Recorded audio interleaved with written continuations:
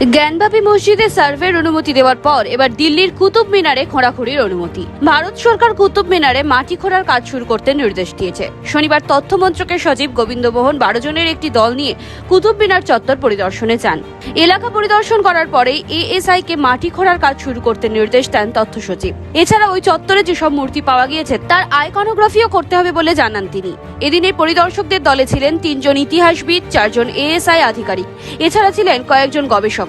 খবর অনুযায়ী আপাতত কুতুব মিনারের দক্ষিণ দিক থেকে খোঁড়ার কাজ শুরু হবে। খনন কাজ চালাতে হবে মিনার থেকে 15 মিটার দূরে। তবে কতদিনের মধ্যে এই কাজের রিপোর্ট পেশ করতে হবে সেই বিষয়ে কোনো নির্দেশ দেওয়া হয়নি বলেই জানা গিয়েছে। প্রসঙ্গত 1991 সালের পরে কুতুব মিনার চত্বরে কোনো খনন কাজ চালানো হয়নি। সাম্প্রতিক অতীতে এএসআই এর প্রাক্তন আধিকারিক ধরমবীর শর্মা বলেছিলেন, কুতুব মিনার তৈরি হয়েছিল রাজা বিক্রমাদিত্যের আমলে। তিনি সূর্যের আলো দেখে দিক নির্ধারণ করার জন্যই বানিয়েছিলেন এই মিনার। এছাড়াও ওই চত্বর থেকে কৃষ্ণ, গণেশ সহ বেশ কিছু দেবদেবীর মূর্তি পাওয়া গিয়েছে বলেও দাবি করেছেন তিনি। বিশ্ব হিন্দু পরিষদের দাবি ছিল কুতুব মিনারের নাম পরিবর্তন করে বিষ্ণু স্তম্ভ করতে হবে। তাদের পক্ষ থেকে আরো বলা হয়েছিল 27টি হিন্দু মন্দির ধ্বংস করে তৈরি করা হয়েছিল কুতুব মিনার।